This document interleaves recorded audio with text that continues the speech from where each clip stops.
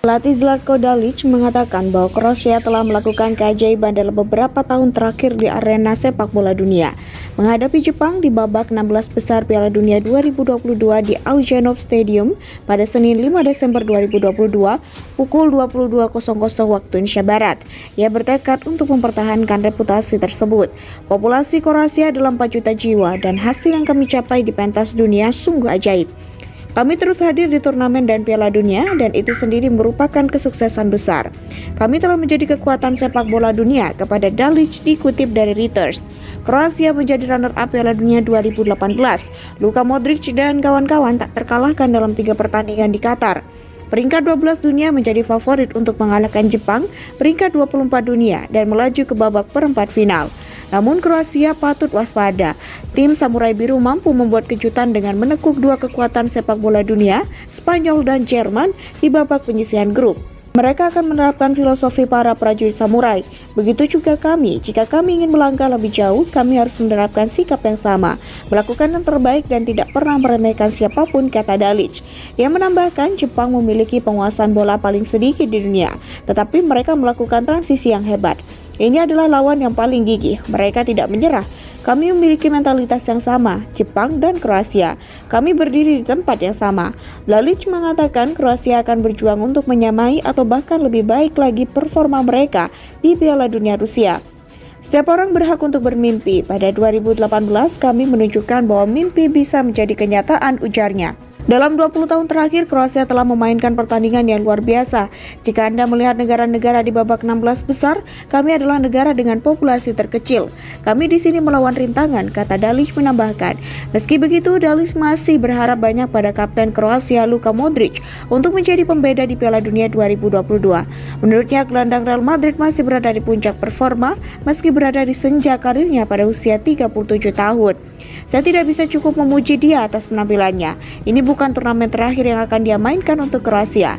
Profesionalismenya, penampilannya yang bagus, latihannya, upayanya untuk mengembangkan diri belum pernah terjadi sebelumnya. Kami akan membutuhkan Luka untuk beberapa waktu lagi di masa depan, kata Dalic. Adapun pemain Kroasia Borna Sosa akan menghadapi pemeriksaan kebugaran setelah adanya keraguan untuk tampil di pertandingan melawan Jepang. Jika dia tidak siap menghadapi tantangan esok, kami tidak akan mengambil resiko apapun. Kami membutuhkan pemain yang siap sepenuhnya, kata Dalic. Muda Josko Gvardiol siap menjadi pengganti Sosa. Ia mengaku telah mengenal betul semangat para pemain Jepang yang bermain di Bundesliga Jerman. Saya sangat mengenal para pemain Jepang. Mereka cukup berbahaya. Mereka adalah tim petarung. Mereka berjuang sampai akhir. Mereka tidak menyerah, katanya. Tim Samurai Biru menjadi salah satu kubu yang diperhitungkan usai tampil apik di grup E. 2 negara raksasa seperti Jerman dan Spanyol sukses dilibas tim besutan Hajime Moriyasu. Negeri Matahari Terbit menumbangkan Jerman 2-1, kemudian takluk 0-1 dari Costa Rica, lalu menutup rangkaian babak penyisihan dengan kemenangan 2-1 atas Spanyol. 2 kemenangan membawa Jepang lolos ke babak 16 besar Piala Dunia 2022 sebagai juara grup E. Jepang kini sedang berada di atas angin usai membuktikan diri sebagai giant killer di Piala Dunia 2022. Takefusa Kubo dan kompatriot sukses menunjukkan pada dunia bahwa kesempatan selalu terbuka bagi mereka yang mau berusaha. Mental juang menjadi identitas Jepang dalam berbagai aspek, termasuk sepak bola. Jika melirik kemenangan atas Spanyol, sekilas tampak hampir tak mungkin Jepang bisa menang melawan negara peraih juara dunia. Saat melawan Jerman, statistik mencatat Jepang hanya memegang 26% penguasaan bola. Jumlah shoot on target Jepang pun hanya 4/9. Begitu juga dengan jumlah operan Jepang sebanyak 269, sedangkan Jerman mencapai 771 kali. Statistik lebih gila terlihat ketika menghadapi Spanyol. Jepang hanya mencatat 18% pole position dan 3 shoot on target. Kemudian dari jumlah operan, Jepang membukukan 228, sementara Spanyol 1058. Jepang berhasil menerapkan prinsip dasar sepak bola. Pencetak gol terbanyak adalah pemenang. Alih-alih tampil berlenggak-lenggok bak penari, Itsudoan dan rekan-rekan fokus mencari cara menjebol gawang lawan. Satu hal yang menjadi daya tarik Jepang adalah mental juang. Berkaca dari pertandingan kontra Jerman dan Spanyol, Jepang selalu kebobolan di babak pertama, tapi berhasil bangkit dan membalikan keadaan di paruh kedua. Jepang terang-terangan meruntuhkan mayoritas prediksi yang menyebut mereka tak bisa bicara banyak lantaran berada di grup neraka. Babak 16 besar adalah momen penegasan Jepang sebagai macan Asia. Status pemimpin grup membuat Jepang otomatis bertemu dengan Kroasia sebagai runner-up grup F. Tentu hal ini akan menjadi tantangan berat bagi Jepang mengingat status Kroasia sebagai runner-up Piala Dunia 2018. Kroasia saat ini tentu tidak sama dengan 4 tahun lalu ketika membuat kejutan di Rusia. Lolos ke babak gugur menunjukkan Kroasia masih memiliki potensi di Piala Dunia 2022. Hanya saja, tim asuhan Zlatko Dalic ini tetap perlu waspada dengan kekuatan Jepang jika tidak ingin menjadi korban berikutnya. Di atas kertas, kedua kubu sama tangguhnya. Dari 3 pertemuan, Jepang dan Kroasia mencatat masing-masing 1 kemenangan dan sisanya berakhir imbang. Bersua di Piala Dunia pun bukan yang pertama kali, mereka sudah berhadapan 2 kali. Davor Šuker menjadi aktor kemenangan 1-0 Kroasia di Piala Dunia 1998, sedangkan di Piala Dunia 2006 berakhir imbang 0-0. Kroasia perlu cerdik melihat dinamika skuad lawan.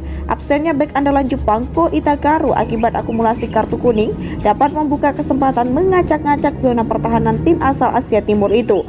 Peran Luka Modric sangat krusial sebagai motor serangan Kroasia. Peraih Ballon d'Or 2018 itu piawai membaca peluang. Hal itu dapat membuka kesempatan Kroasia untuk mencuri angka. Namun Jepang tentu sudah mempersiapkan segalanya, termasuk mengisi pos yang ditinggalkan Itakura. Sosok Takehiro Tomiyasu dapat menjadi pilihan pelatih dalam mengawal benteng pertahanan. Ritsu Doan, Takefusa Kubo, dan Autanaka dapat menjadi kembali tumpuan Jepang dalam menekan lawan. Bukan tak mungkin kemenangan Jepang atas Kroasia di laga persahabatan 1997 silam kembali terulang.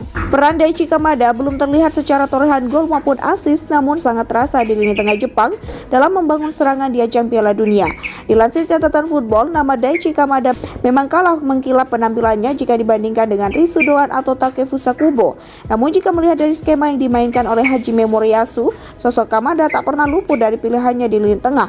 Total telah 3 laga yang sukses dibukukan Kamada hingga babak penyisihan grup E Piala Dunia 2022. Sosok Daichi Kamada merupakan pemain berposisi gelandang serang yang besar bersama Higashiyama HS. Sebelum akhirnya Kamada memutuskan untuk merapat ke Sagan Tosu di tahun 2015. 2 musimnya habiskan bersama Sagan Tosu dan dilirik oleh klub Bundesliga Eintracht Frankfurt. Semusim berkostum Eintracht Frankfurt, Kamada dipinjamkan ke klub Liga Utama Belgia.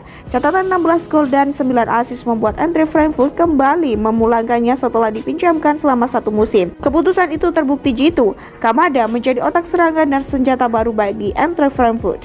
Di musim ini, pemain berusia 26 tahun itu mampu memperlihatkan keganasannya dengan mencatatkan 12 gol dan 4 assist dari 25 pertandingan di 4 ajang berbeda. Sementara secara keseluruhan bersama Eintracht Frankfurt, Kamada mampu melesatkan 36 gol dan 30 assist dari 154 pertandingan.